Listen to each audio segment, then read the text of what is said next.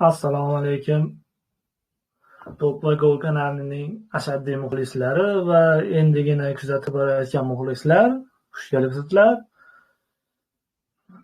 Bugungi video tahlilimizni boshlaymiz. Kecha Chempionlar Ligasi doirasida juda qiziqarli o'yinlar bo'lib o'tdi.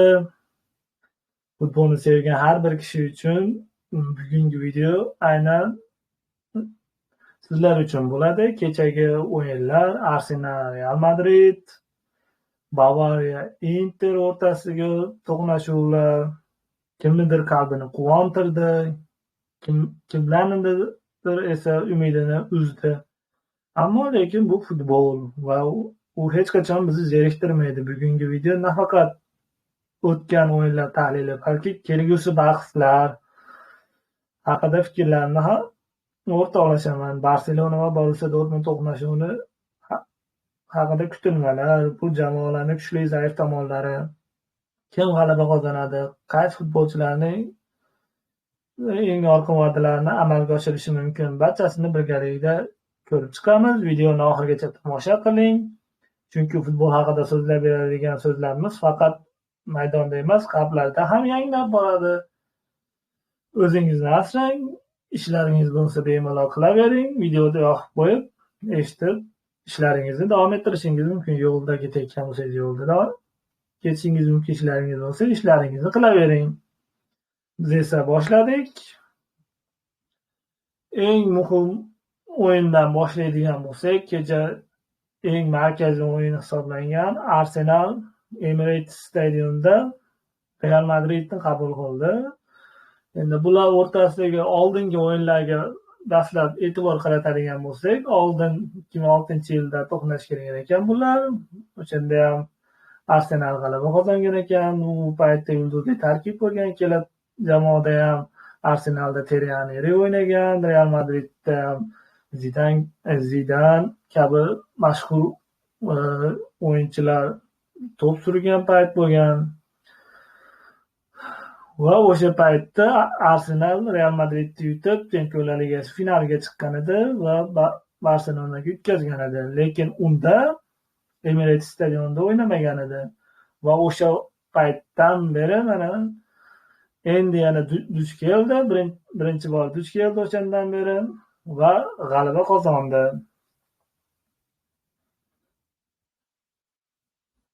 Bu g'alaba osonlikcha ro'y bermadi. Chunki bu o'yinni ko'rganlar biladi, yoki ko'rmaganlar ham haylatlar orqali ko'rishi mumkin, bilib olishi mumkin. Arsenal bu o'yinga haqiqatdan uyga vazifalarni qilib, oddiy qilib tushuntiradigan bo'lsa, uyga vazifalarni qilib, tayyorgarlik ko'rib, Realni haqiqatdan o'rganib, nozik tomonlarini o'rganib, kamchiliklarini o'rganib bu o'yinga yetib kelganda guvohi bo'lyapmiz. Haqiqatdan yaxshi tayyorlangan. Mikel Arteta jamoasini zo'r tayyorlab, ideal tayyorlab keldi desak ham bo'ladi. Endi Real Madrid haqida gapiradigan bo'lsak, Real Madrid bu o'yinga endi garchi Arsenal ham ochko yo'qotib kelgan bo'lsa ham Premyer Ligada bu o'yinga, lekin Real Madrid ham bu o'yinga ochko yo'qotib yetib keldi. Valensiyaga qarshi so'nggi daqiqalarda o'tkazib yuborgan gol evaziga yutqaziq bilan yetib keldi bu o'yinga. Ko'p ehtimol kayfiyatga ham ta'sir qildi deb o'ylayman. Lekin Real Madrid haqiqatdan barqarorlik yetishmayapti Real Madrid jamoasini o'yinlariga. Real Madrid muxlislari buni yaxshi biladi. Bu barqarorlikda u futbolchilarda emas, katta ehtimol bilan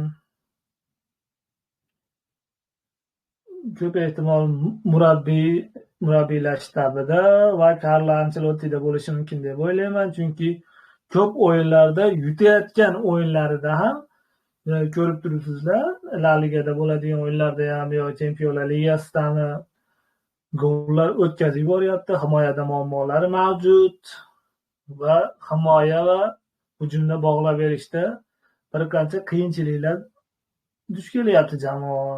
Har safar shu qiyinchiliklarni ko'rib turibmiz va bunga yechim topolmayapti hanuz Carlo Ancelotti janoblari.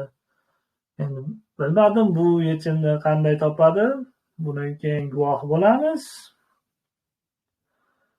Va bu o'yinga Karlo Anchelotti yaxshi tayyorlanib kelmagani sababli yutqazdi deb ayta olaman. Chunki bu o'yinda murabbiyning chizmalari deyarli ko'rinmadi Real Madrid jamoasida. Men tarkib tuzilishini aytmayapman. Chizmalarda, hujum tashkil qilishda, himoyalanishda, paslar bilan chiqib ketishda go'yoki Real Madridda shu murabbiy faqat shu yulduzlarga tayanib qolgandek ko'rinyapti mening nazarimda. Sizlar nima deb o'ylaysizlar? Faqat yulduzlarning individual mahoratiga tayanib qolgandek o'yinlarni guvoh bo'lyapmiz. Faqat o'shalar olib chiqib ketib qolyapti ko'p vaziyatlarda. Murabbiy kamroq ishlayapti deb o'ylayman mening nazarimda. To'g'ri, himoyada muammolar mavjud, lekin hujum tashkil qilishda ham muammolari talayginaligini anglayapmiz. Xo'sh, o'yin haqida gapiradigan bo'lsak, o'yinda 3-0 hisobida g'alaba qozondi. Bu o'yin statistikalari. O'sha o'yin haqida endi to'xtaladigan bo'lsak, bu o'yinda to'pga egalik qilishda Arsenal 55% bilan ustunlik qildi. Zarbalarda esa Arsenal ustunlikda 11 marta zarba yo'llab, 7 marta aniq e'tibor bergan zarbalar, Real Madridda esa 3 ta. Va bu o'yinda Kurtuani mahoratlarini ham maqtab o'tmasak bo'lmaydi. Kurtua anchagina qutqardi. Agar Kurtua bo'lmaganida bu o'yin yana ham yiriklashib ketardi deb o'ylayman. Kamida 5-0 hisobida bo'lib ketishi mumkin edi agar Kurtua bo'lmaganda. Yaqqol vaziyatlardan olib chiqdi. Double save'lar amalga oshirdi ko'p vaziyatlarda. Qutqardi jamoasining joniga oro kirdi ko'p vaziyatlarda. XG ga qaraydigan bo'lsa, Arsenalda 2.1 ekan, Real Madridda 0.5 juda ham past. Endi jamoalarning hujum va himoya uslubiga bir e'tibor qaratadigan bo'lsak, Arsenal bu o'yinda tezkor paslar va qanotlardan foydalandi. Bukayo Saka ayniqsa birinchi bo'limda juda faol o'tkazdi. Birinchi bo'limda raqib himoyasini ancha yorib o'tdi va Arsenal ko'proq qanot himoyachilarni hujumga chiqarish orqali Real himoyasini buzishga harakat qildi. Va pressingiga gapiradigan bo'lsak, himoyada yuqori pressing qo'lladi. Arsenal jamoasi juda yuqoriga ko'tarilib o'ynadi. Endi Real Madrid haqida gapiradigan bo'lsak, Real Madrid bu o'yinda birinchi bo'limda juda yaxshi o'ynadi. Vinicius Junior, Rodrigo, Mbappelar juda faol ko'rindi. Lekin shu aytib o'tgandek, yana himoya bilan hujum o'zaro bog'liqligi ba'zida uzilib qolyapti deb o'ylayman. Va Real Madridda bu himoyaga qaytishda bir qancha muammolar bor. Har doimgidek Real Madrid himoyaga qaytganda Vinicius, Mbappe, Rodrigo kabi o'yinchilar doimo himoyaga qaytmayapti. Lekin o'yinni ko'rganlar biladi, Arsenal himoyaga qaytadigan bo'lsa, butun jamoa o'ylab tezkor himoyaga qayta olyapti. Va birinchi bo'lim juda faol bo'ldi. Real Madrid ham juda faol o'ynadi. Ehtimol shu Ancelottining xatosi deb o'ylayman. O'yindan qoniqqanligi bois ikkinchi bo'limda o'yinga burilish yasamadi. Gol uramiz deb ishondi menimcha. Va buni o'yindan keyin matbuot anjumanida ham aytib o'tdi Carlo Ancelotti. Chunki birinchi bo'limda Mbappe, Vinicius kabi o'yinchilar juda yaxshi vaziyatlarga ega bo'ldi. Ba'zida qutqardi, ba'zida aniqlik yetishmadi Real Madrid o'yinchilariga ko'proq qanotlardan hujumga o'tdi.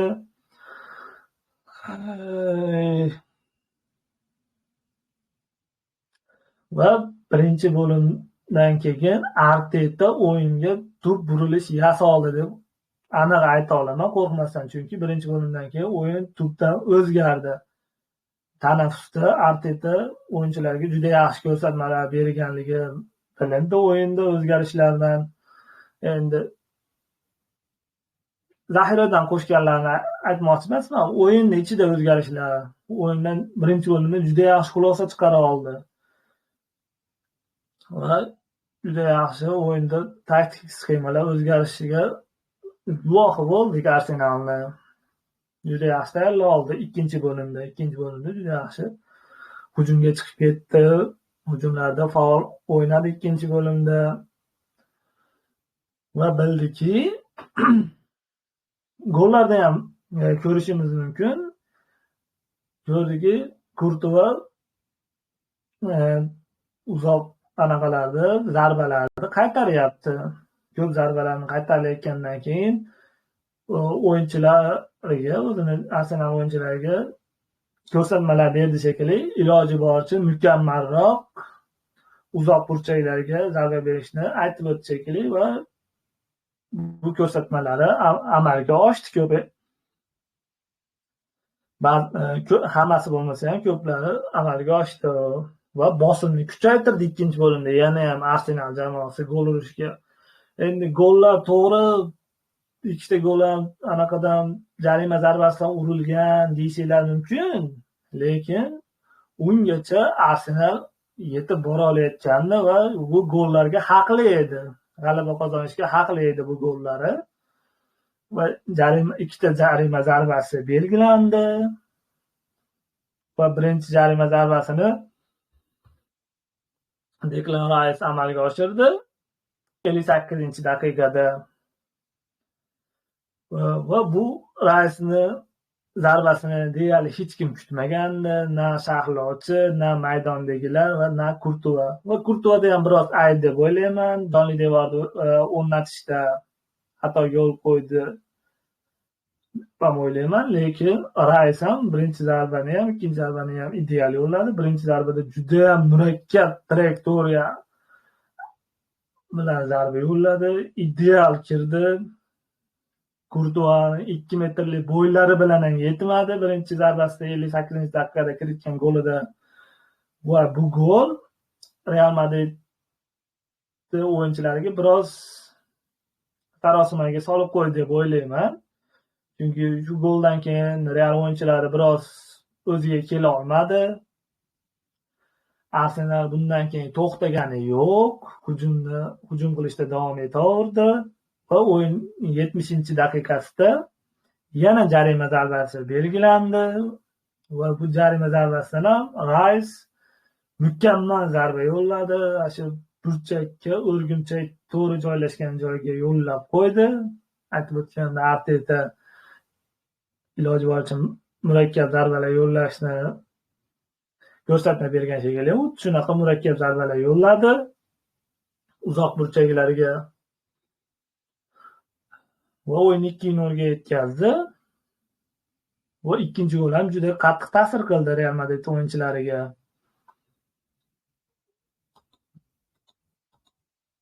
Endi o'zgarishlarga nazar tashlaydigan bo'lsak,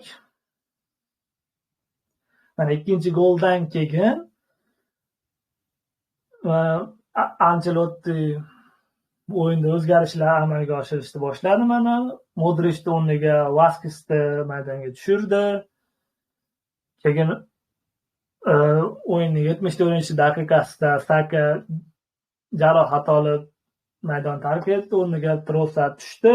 O'yinning 75-daqiqasida juda chiroyli kombinatsiyalar evaziga Mikel Merino'ni chiroyli zarbasi bilan o'yin 3-0 hisob keltirildi 75-daqiqada.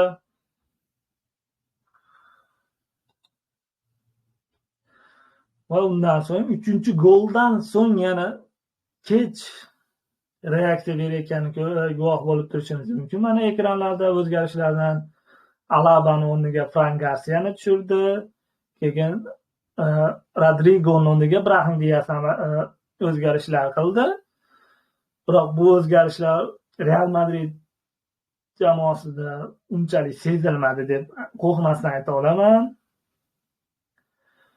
Va Rodrigo o'yinda eng ko'p mehnat qilayotgan o'yinchilardan biri edi, lekin har safar Rodrigo zaxiraga olinadi. Men shundan hech tushunmayman. Zaxirada Arda Güler ham bor edi, Endrik ham bor edi. 3-0 dan keyin o'yin masalasi deyarli hal bo'lib ulgurgan edi. Menimcha Carlo Ancelotti ham buni tushundi shekilli. Bu o'yinda hech narsa qila olmasligini anglab yetdi shekilli. Lekin men o'ylashimcha, agar u ikkita erkak toylarni ham zaxiraga olish kerak edi deb o'ylayman. Mbappe bilan Vinicius. Viniciusning o'yini ham unchalik chiqmayotgandi. Birinchi bo'limda yaxshi o'ynadi, lekin ikkinchi bo'limda unchalik ham ko'rinmadi. Vinicius bilan ikkovini ham olish kerak edi deb o'ylayman. Chunki Arsenal jamoasi ikkoviga juda yaxshi tayyorgarlik ko'rgani, ikkala o'yinchini yopgani guvohi bo'ldik-da. Ehtimol Arda Güler va Endrik tushganda hisob biroz qisqarishi mumkin edi deb o'ylayman-da, chunki Arsenalga bu yangilik bo'lardi-da. Biroz qisqartirib, o'ziga nisbatan osonroq hisob bilan o'z maydoniga borishi mumkin edi Real Madrid jamoasi. Lekin nimaga Viniciusni ham Mbappeni ham almashtirmaydi? Men shunga hayron qolaman. Almashtirsa bo'ladi, chunki o'yin masalasi deyarli hal edi-da. Menimcha bularni yulduzligi tufayli va individual mahorati yuqoriligi tufayli oxirida nimadirlar qilishi mumkin deb o'yladi-yu, lekin birinchi bo'limda hech narsa qila olmaganidan xulosa chiqarsa bo'lardi deb o'ylayman Carlo Ancelotti. Va bundan reaksiya berishda kech qoldi anchagina. Va oxirida ham o'yin taqdiri hal bo'lgandan keyin ham o'shalarni tushirganda, Güler va Endrik tushirganda, garchi nimadir bo'lishi mumkin edi deb o'ylayman. Hech bo'lmasa bitta gol urishi mumkin edi-da. Ular ko'proq harakat qilardi, energiya bilan tushardi Endrik va Güler. Viniciusda kayfiyat birinchi bo'limda yaxshidek ko'rindi, lekin o'yinida bu bilinmadi. Meni nazarimda. Sizlar nima deb o'ylaysizlar? O'z fikringizni kommentariyada yozib qoldiringlar.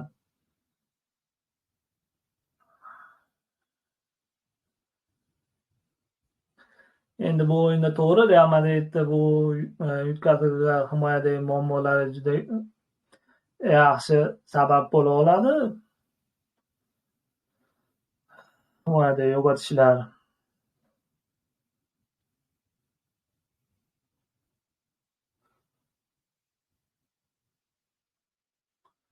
Va bu o'yinda eng yomon o'ynaganlardan biri bu qizil kartochka olgan Eduardo Camavinga bo'ldi deb o'ylayman. Sariq kartochka oldi, keyin oxirida qizil kartochka bilan chiqib ketdi. Oxirida qizil kartochka olgani Camavingani men nazarimda. Chunki sariq olgani uchun bitta o'yin o'tkazib yuborardi hamda farq yo'q edi. Sariq oldi nima, qizil oldi, baribir bitta o'yin o'tkazib yuborardi va oxirida jahl qildi. O'zining, nafaqat o'zining va jamoasining ham o'yini chiqmayotganidan g'azablangani va uning kayfiyati, Camavinganing kayfiyatini, butun jamoasining kayfiyatini bildirib qo'ydi deb o'ylayman, shu jahli bilan. Xo'sh, endi bu o'yin haqida bir qancha faktlar aytadigan bo'lsam, Declan Rice Chempionlar Ligasida play-off bosqichida bitta o'yinda ikkita to'g'ridan-to'g'ri jarima zarbasini yo'llagan birinchi futbolchi bo'libdi va Real Madridga urgan birinchi futbolchi bo'libdi. Umuman Chempionlar Ligasida ham bitta o'yinda ikkita jarima zarbasini hali hech kim kiritmagan ekan. Bu ham qiziqarli fakt.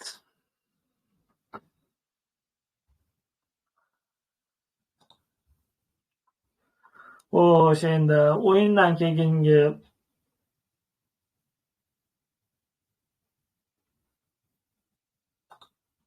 o'yinchi va murabbiylarning fikrlariga bir nazar tashlaymiz.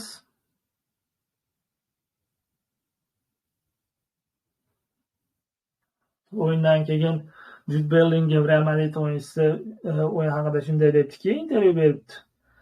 Biz bunga yaqin emas edik. Bu haqiqat. Real Madrid, Arsenal jamoasi juda yaxshi edi. Bilaman, ularning ikkita gollar jarima zarbalari va chinakam yaxshi individual mahoratlari evaziga bo'ldi. Lekin rostini aytsam, ular ko'proq bo'lishi mumkin edi gollari. Biz 3ta goldan qutulganimiz uchun omadlimiz. Ikkinchi o'yin bor. Bu biz ushlab turgan narsa emas. Bizga aql bovar qilmaydigan darajada ega bo'lgan xos narsalar kerak bo'ladi. Lekin ikkinchi bo'limda aqlni ozadigan darajada voqealar sodir bo'lishi mumkin. Va bu joy bilasizlar, Santiago Bernabeu hisoblanadi, deya intervyu beribdi.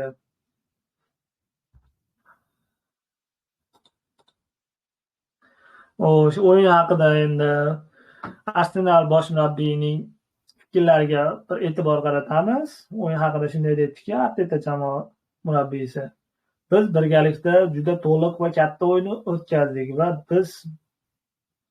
bu bizga yaxshi tashkiliy ishlarni va Madrid jamoasiga muammolarni keltirib chiqarish uchun nima qilish kerakligini anglab yetdik. Va keyin bu kecha yana ikkita omil haqida aytadigan bo'lsak, biz startdan oldin yaratgan atmosfera, men buni ilgari ko'rmaganman va keyin futbol o'yinlarini ham hal qiladigan sehrli individual lahzalarni ko'rib zavq oldim, deya intervyu beribdi.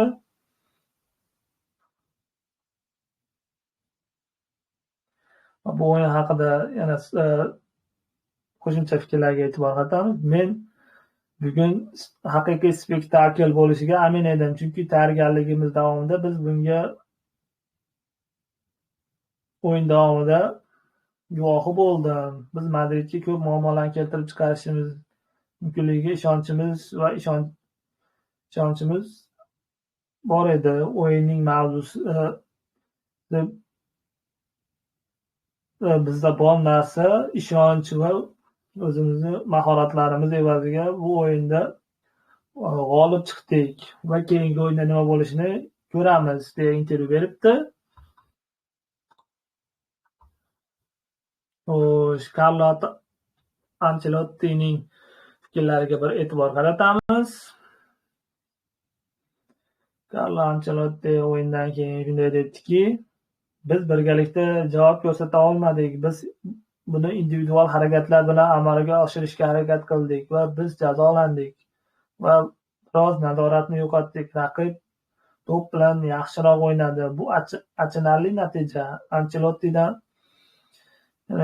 qo'shimcha fikrlarni qaraydigan bo'lsak, hisob 0-0 bo'lganda men qoniqish hosil qildim, lekin to'p o'tkazib yuborishdan keyin munosabat juda yomon bo'ldi. Bu butun mavsum davomida bizda bo'lgan tabiiy holat. Biz ixcham shaklni saqlashga harakat qildik.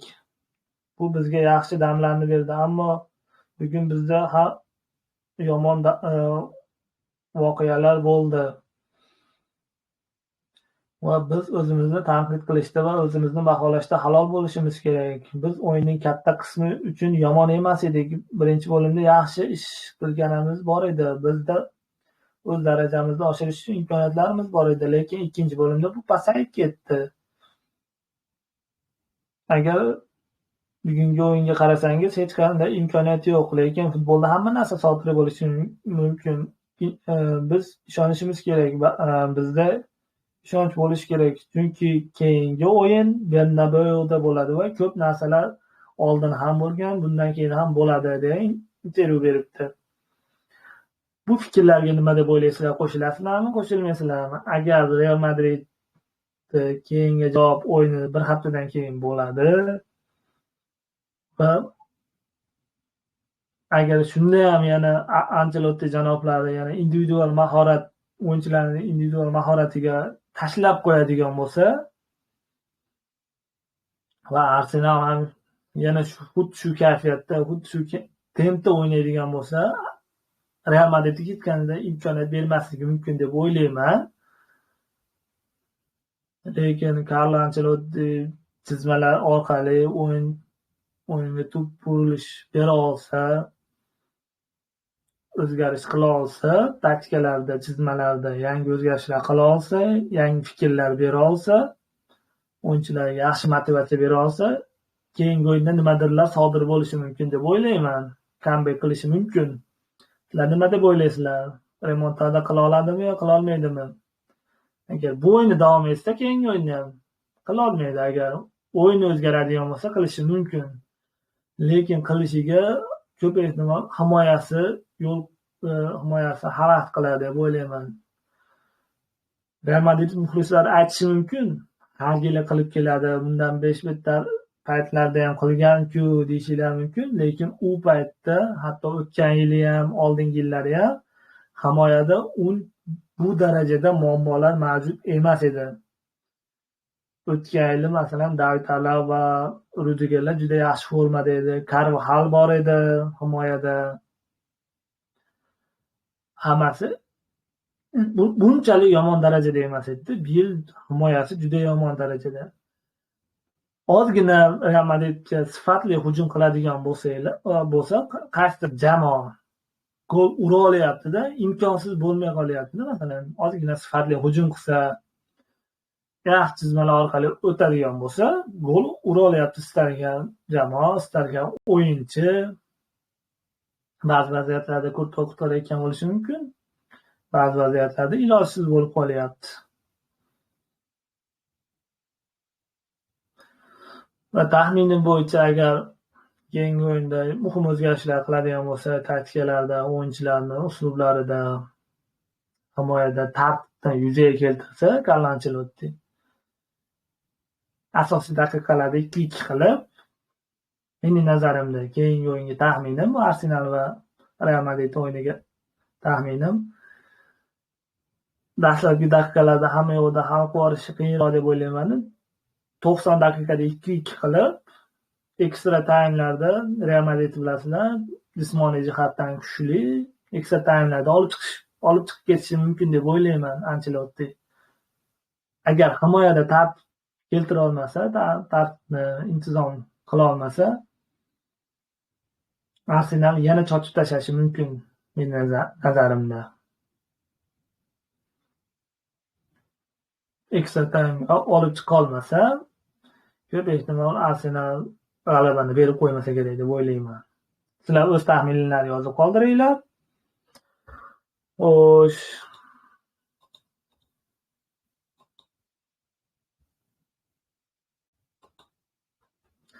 O'yinning eng yaxshi o'yinchisi Declan Rice'ning o'yini haqida fikrlariga ham e'tibor qaratamiz. Rice shunday dediki, dam olish kunlaridagi o'yindan beri menejerim xabari shundaki, biz buni o'yinda g'alaba qozonib, ularni mag'lub etishimizga ishonchimiz komil bo'lishi kerak edi. Bir guruh o'yinchilar sifatida biz u yerda bir-birimiz uchun kurashayotganimizga haqiqatdan ham ishonchimiz komil edi. Ikkinchi bo'limda biz gol urishimiz kerakligini bilardik va 3 ta gol urish haqiqiy ijobiy natija bo'ldi biz uchun. Intervyu beribdi. Endi qo'shimcha fikrlarni e'tibor qaratadigan bo'lsak, jarima zarbasidan tepish qobiliyatingiz oldindan bor edimi deb savol berishganda shunday dediki,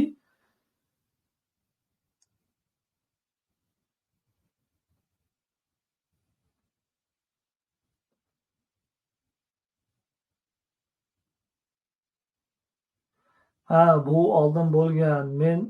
Lekin men devorga juda ko'p zarba berib tayyorlangan edim va to'sinlardan o'tkazib zarba yo'llarini bu ustida ishlaganmiz. Dastlab biz kesib o'tmoqchi edik. Lekin men jonli devor va darvozabon pozitsiyasini ko'rdim va shuning uchun birinchi zarbani yo'lladim va shunchaki harakat qildim deb aytib o'tibdi. Demak, bu birinchi zarbasi aqlli yurish qilganligini bildik. Hech kim kutmagan holda jonli devor noto'g'ri aytganimda, tahlilda aytganimda, jonli devor noto'g'ri o'rnatilgani va Kurtuva noto'g'ri pozitsiya tanlagani tufayli birinchi gol o'tkazib yubordi Real Madrid. Endi ikkinchi gol haqida so'rashganda shunday, uni urishga ishonchim bor edi. Bu hali menga zarba bergani yo'q, chunki oldinda ikkinchi oyog'im ham bor. Men hayajondaman, xursandman. Bir necha yildan so'ng bu kechada qilgan ishim haqiqatdan ham o'ziga xos bo'lganligi menga ta'sir qiladi deb o'ylayman, deya aytdi. Demak, ikkinchi golni urishiga ham ishonchi komil bo'lgan ekan. Lekin ideal zarba yo'lladi haqiqatdan ham. Qasamdan aytmasa iloji yo'q.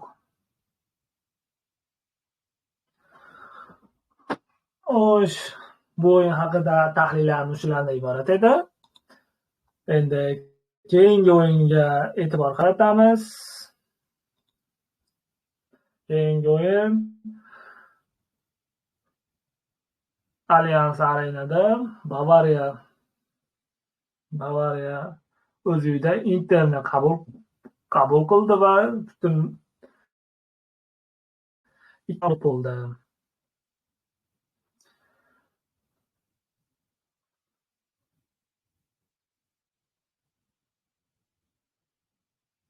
Endi bu o'yinga jamoalar qanday yetib keldi deydigan bo'lsak, Bavariya juda katta yo'qotishlar bilan yetib keldi va eng katta yo'qotishlardan biri bu Jamal Musiala hisoblanadi Bavariyada. Chunki u Bavariyaning yuragiga aylanib qolgan, motoriga aylanib qolgan desak ham bo'ladi. Hujumni tashkil qilishda, individual mahoratlari, kesib o'tishda, himoyalarni kesib o'tishda juda yaxshi edi. Paslari ham,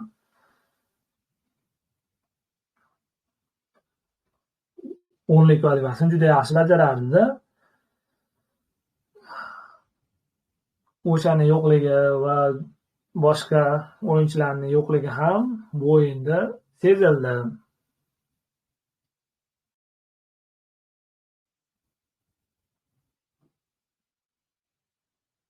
Inter haqida gapiradigan bo'lsak, bu o'yinga deyarli yo'qotishlarsiz yetib keldi deb aytsak ham bo'ladi. Endi yo'qotishlari Taremi va ayrim o'yinchilar bor edi, lekin Taremi asosiy tarkib o'yinchisi emas. U tarkibdan ham ko'rib olishimiz mumkin. Vincent Kompany 4-3-3 tarkibda sxemada o'yinni boshlagan.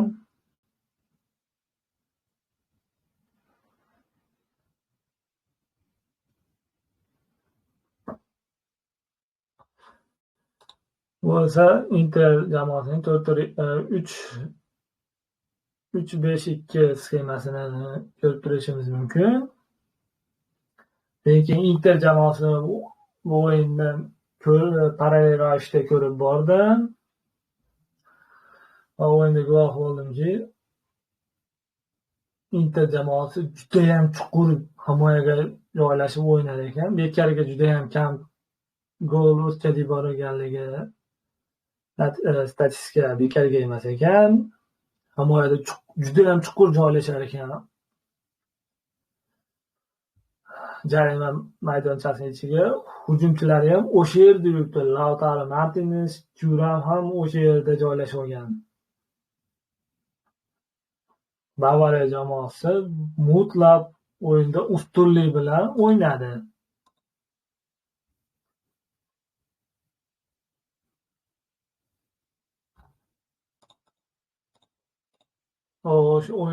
O'yin haqida endi tahlil qiladigan bo'lsak, aytib o'tganimdek, yashib Bavariyada bir qancha o'yinchilarni himoyada va yarim himoyada Musialani yo'qligi o'yinda sezildi. O'yinda o'zgarish, hujum qilishda muammolar yuzaga keldi. Bu o'yin qaysi o'yinni eslatib aytaymi? Bu mana shu dam olish kunlarida weekendda bo'lib o'tgan Barselona va Real Betis o'rtasidagi o'yinga o'xshash bo'ldi. Hisob unaqa bo'lmadi-yu, lekin o'yin shu o'yinga mos ravishda kechdi. Chunki Real Betis jamoasi ham xuddi Inter kabi juda chuqur himoyalandi. Bu o'yinda ham Inter juda chuqur himoyaga yotib olgan holda desak ham bo'ladi. Atletico Madrid ham bunchalik chuqur joylashmaydi deb o'ylayman mening nazarimda. Kam gol urgani va kam gol o'tkazgani ham shundan deb o'ylayman. Himoyada juda ham tartibli o'ynaydigan Inter jamoasi. Endi bu o'yin haqida gapiradigan bo'lsak, o'yinning 38-daqiqasida Lautaro Martinez ham fenomenal zarba yo'lladi. Oyog'ining tashqi tomoni bilan. Va o'yin birinchi bo'limda 1-0 hisobda yakunlandi. O'yin haqida gapiradigan bo'lsak, Bavariya hujumkor o'yin namoyish etdi, to'pni ko'proq nazorat qildi, ko'proq hujumlar uyushtirdi. Biroq hujumni golga aylantirishda samaradorlik yetishmadi Bavariyada. Inter haqida gapiradigan bo'lsak, Inter bu o'yinda aytib o'tgandek himoyaviy uslubni tanladi, ochiq-oydin to'pni topshirib qo'ydi Bavariyaga. Va himoyaga tayanib imkoniyatlardan foydalandi.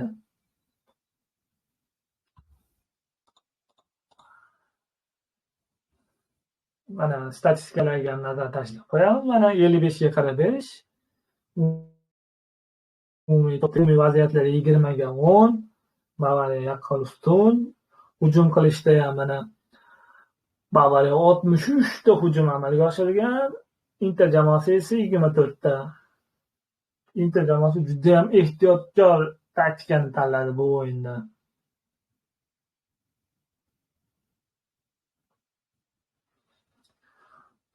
Ikkinchi gol haqida gapiradigan bo'lsak, Tomas Mullerning goli 85-daqiqada Bavariyaning uzoq davom etgan bosimlari natijasida jarima maydonchasi ichida zarba yo'llab gol urishga muvaffaq bo'ldi.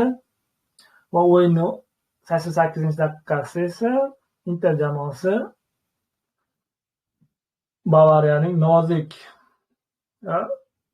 xati bo'lgan himoyasida yorib o'tdi. Osongina qarshi hujumda Fratesi gol urdi. Tezkor qarshi hujum natijasida Carlo Augustoni chap qanotda uzatmasini Fratesi urishga muvaffaq bo'ldi va bu golda 100% ayta olaman, Bavariyani himoyachilarida ayb edi deb o'ylayman. Erik Dyer ayb deb o'ylayman, chunki uning oldida gol urib ketdi Fratesi. Qarshi hujumda yaqqol o'tkazib yubordi markazdan.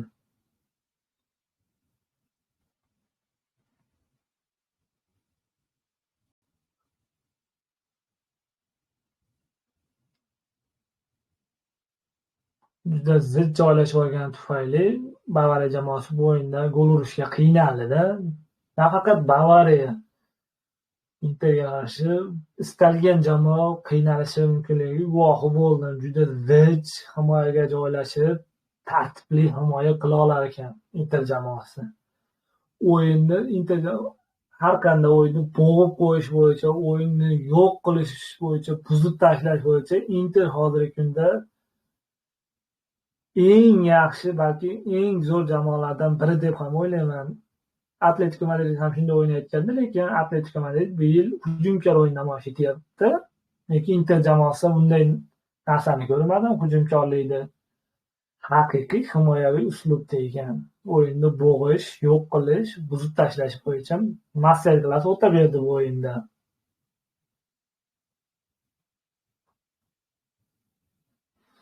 Va minimal vaziyatlardan maksimal foydalanib g'alabani ilib ketdi Inter jamoasi va o'z uyida bo'lib o'tadigan javob o'yin bahsida qulay imkoniyat bilan boradigan bo'ldi. Bu o'yin haqida nima deysizlar? O'z taxminingizni yozib qoldiring. Inter jamoasi g'alabaga haqli edimi, yo'qmi? Va keyingi o'yinda kim g'alaba qozonishi mumkin deb o'ylaysizlar? O'z taxminlaringizni yozib qoldiring. Mening taxminlarimga ko'ra Bavariya jamoasi endi javob o'yini Italiyada Interning maydonida bo'lishida Shuni e'tiborga olib gapiradigan bo'lsak, baribir qiynaladi deb o'ylayman. Inter jamoasi yana shunday himoyaviy uslubni tanlaydigan bo'lsa, Inter bemalol 0-0 hisobni 90 daqiqa ushlay olishiga ko'zim yetadi Bavariyaga qarshi. Chunki Bavariya hujum qilishda muammolari borligi bilinib turibdi. Endi tabiiy, endi bu zich himoyaga qarshi 11 kishi bo'lib himoyalangan jamoaga qarshi gol urish albatta qiyin, lekin Vincent Kompani janoblari Bavariya bosh murabbiyi o'yinga yangiliklar bersa kerak deb o'ylayman, qutqarib qolish uchun. Sizlar nima deb o'ylaysizlar? O'z fikrlaringizni, taxminlaringizni yozib qoldiring.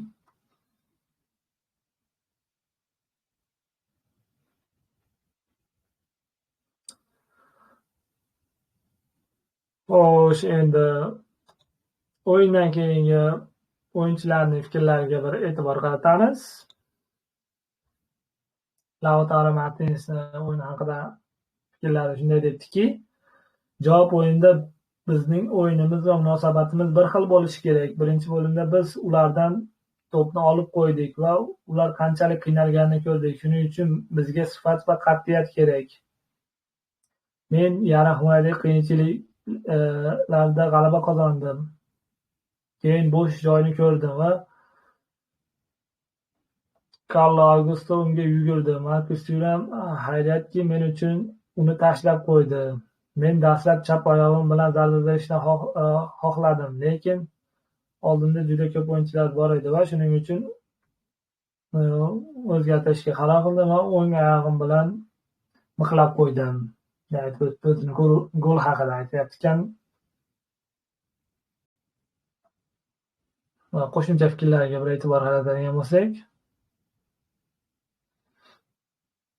biz Parma bilan shanba kuni A seriyada 2-2 durang o'ynadik va juda ko'p gaplashdik bu o'yin haqida va biz yaxshilanishni davom ettirmoqchimiz va agar g'alaba qozonishni istasak, bu yerda natijani qo'lga kiritish uchun ortda qoldirishimiz kerak edi. Bu o'yin har jihatdan to'liq ustunlik o'ylayman. Biz yaxshi xarakter, sifat ko'rsata oldik. Kuchli raqibga qarshi o'yinda ham yaxshi o'ynadik. Ajoyib jamoa, yigitlar nima qodir ekanliklarini, bu formaga kirishga loyiq ekanliklarini isbotladilar, deya intervyu beribdi.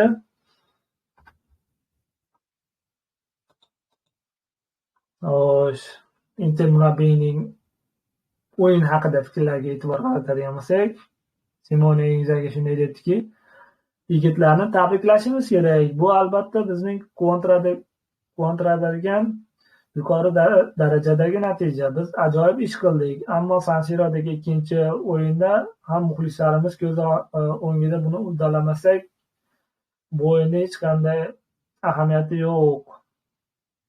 Natijadan ko'ra ko'proq e'tiborimizni o'yinimizga qaratgan bo'lardim. Bavariya juda kuchli jamoa, ammo ular bilan qat'iyat, jasorat va tajovuzkorlik borasida oyoq ostiga o'tdik. Bavariya bizni bosishga harakat qildi, ammo biz sifatli futbol o'ynadik. Ikki gol o'z darvozabonimiz o'rniga uning qo'liga bo'ldi, lekin u to'pni o'z qo'lida boshlagan edi. Orqa tomondan harakat qiladi va keyingi o'yinda juda yaxshi o'ynaydi deb umid qilaman, deya bildiribdi. Va qo'shimcha fikrlarga e'tibor qaratamiz. Biz tashabbusni Bavariyadan olishimiz kerakligini bilardi va to'pni ushlab qolish va uni bermaslik uchun harakat qildik. Bavariya ikkinchi bo'limda qattiq harakat qildi, ammo jamoamiz diqqatni jamladi va o'tkir bo'lib qoldi va 88-daqiqada g'alaba golni urishga muvaffaq bo'ldik. Garchi bir necha daqiqa oldin gol o'tkazib yuborganimizga qaramay, o'zimizni tiklay oldik, deb fikr bildiribdi va bu fikrlarga nima deb o'ylaysizlar? To'g'ri fikr bildirganmi? Endi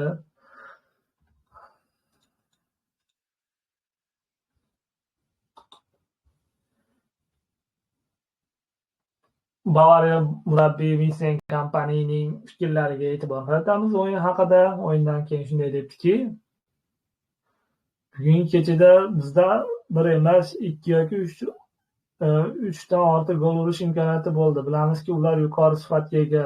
Bu hech qachon xavf tug'dirmaydi, lekin bizda xavfliroq bo'lgan va xavfliroq bo'lgan imkoniyatlar bo'ldi. Inter mehmonda qiyin, lekin menimcha Inter o'yinda qiyinlashtirib tashladi.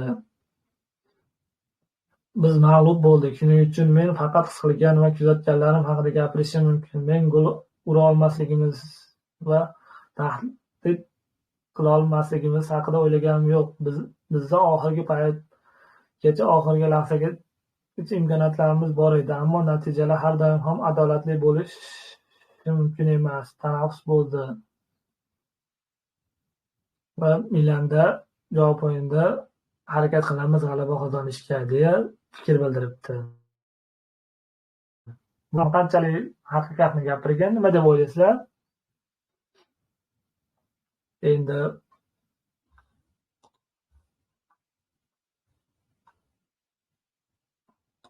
o'yindan keyin Yan Zommerning fikrlariga e'tibor qaratamiz.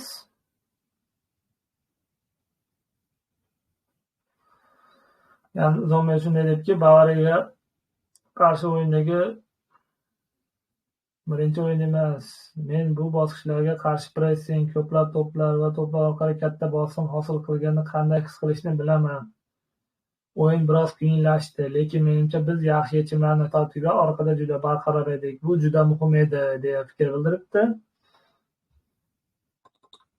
O'yindan keyingi Muller gol urgan Mullerning fikrlariga e'tibor qaratamiz. Shunday debdiki, Interga qarshi o'yinda yechim topdik. Afsuski, biz hisobni Brunoga ko'tarish uchun katta imkoniyatdan foydalana olmadik. O'shanda biz juda boshqacha tuyg'u paydo bo'lardi.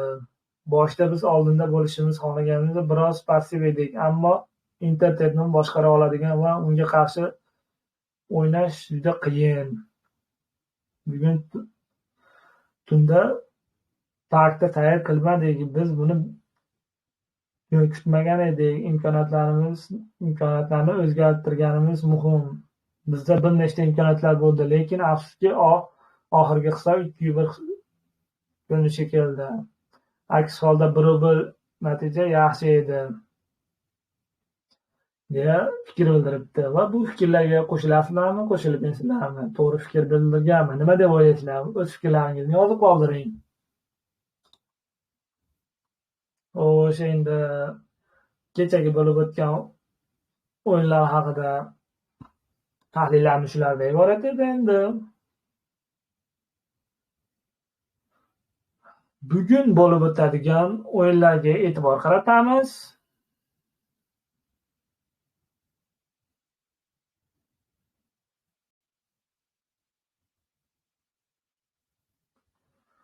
Va PSG o'z uyida Aston Villani qabul qiladi.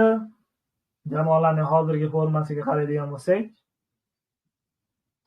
PSG jamoa o'z milliy chempionatlar muvaffaqiyatli o'ynab, Liga 1ni qo'lga kiritdi. Shuningdek, ular o'tgan bosqichda Liverpulni mag'lub etdi.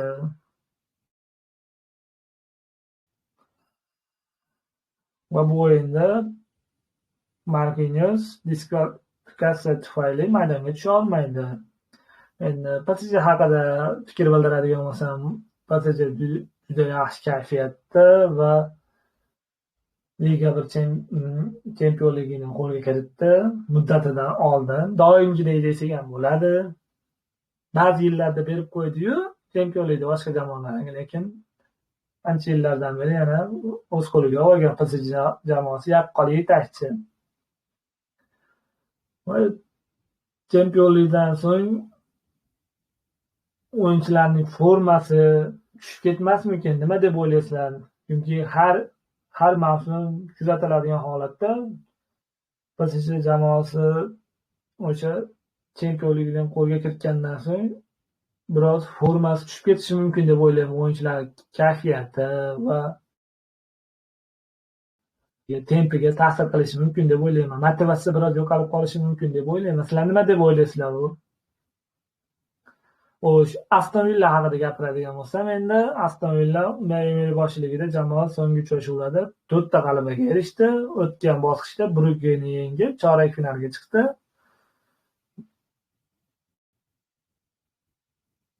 va Aston Villada biroz yo'qotishlar mavjud.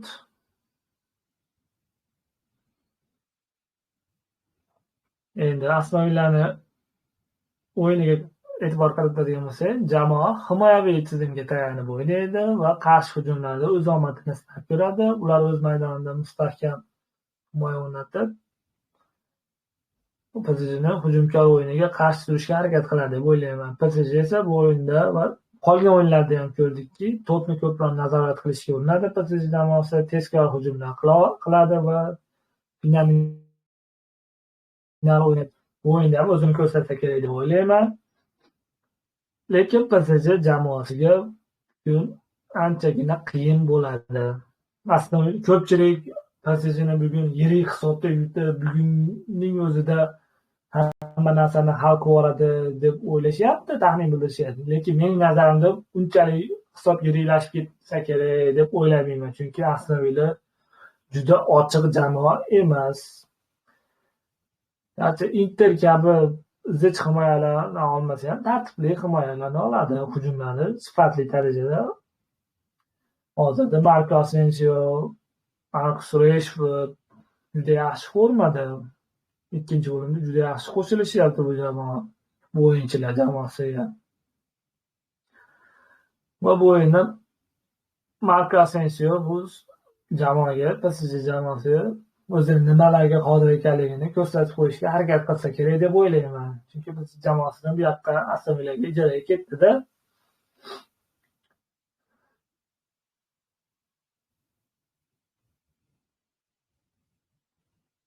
Va bu o'yin haqida endi bir necha faktlar aytadigan bo'lsam, Aston Villa jamoasi 40 yil o'tib Chempionlar Ligasi chorak finaliga chiqdi birinchi marta 40 yildan beri. Bu ham qiziqarli ma'lumot.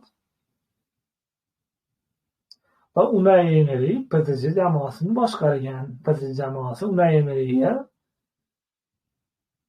begona emas. PSG jamoasi anchagina yaxshi biladi.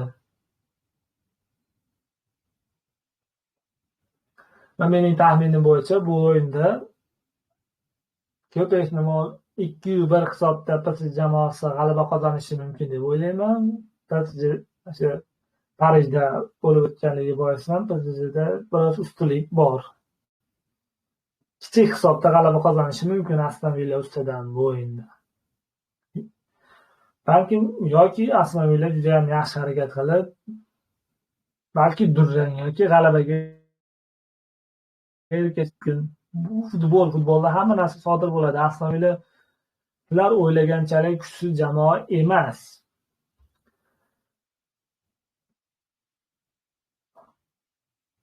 O'sha endi bugungi o'yinning markaziy o'yinlarida o'yin hisoblangan Barselona va Borussia Dortmund o'yini o'rtasida bo'lib o'tadi bu o'yin va Barselona o'z uyida o'ynaydi va o'z uyida o'ynagani va oldingi o'yin o'zaro o'yinlardagi statistikasiga tayanib va Barselonaning hozirgi formasiga tayanib Barselona biroz ustunlik deb o'ylayman. Endi jamoalarning hozirgi formasiga e'tibor qaratadigan bo'lsak, Barselona 2025-yilda mag'lubiyat seriyasini davom ettiryapti. Real Betisga yutqazmadi, durang o'ynadi demay, mag'lubiyat seriyasi davom etyapti.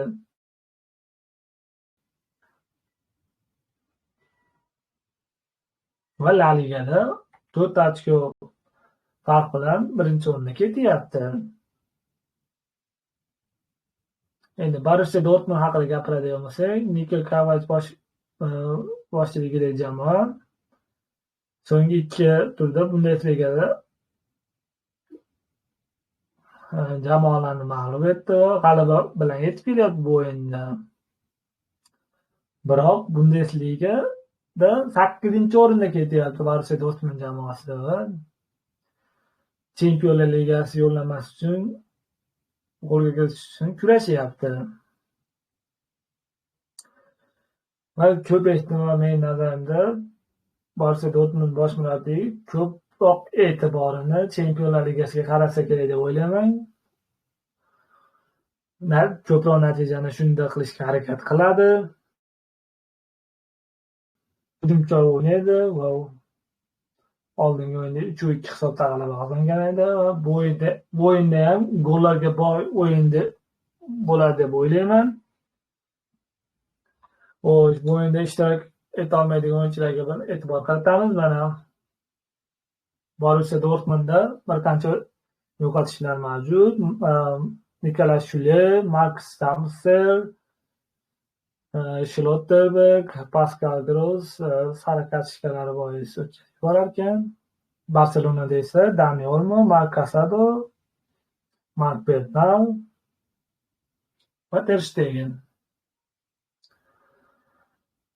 Xo'sh, endi Bavariyadagi eng muhim, Borussiya Dortmunddagi eng muhim yo'qotishlar bu shubhasiz bu Sabitzer, Shule va Schlotterberg va Pascal Grosslar hisoblanadi. Bu Borussiyaning eng muhim o'yinchilaridan hisoblanadi.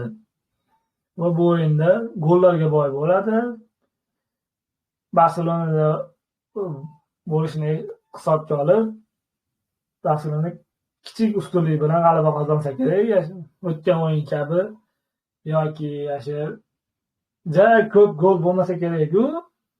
Lekin o'yinning dastlabki daqiqalaridan gol bo'ladigan bo'lsa bu o'yinda aniq gollarga boy bo'ladi. Agar birinchi bo'lim gol bo'lmasdan cho'zilib ketadigan bo'lsa, ko'p ehtimol ikkala jamoa ham ehtiyotkorlik rejimini yoqib olsa kerak. Sizlar nima deb o'ylaysizlar? O'z taxminlaringizni yozib qoldiringlar. Bugungi tahlillarimiz va o'yin oldi taxminlarimiz shulardan iborat edi.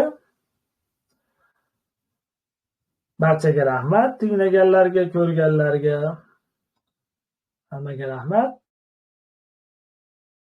O'zingizlarda ehtiyot qilinglar.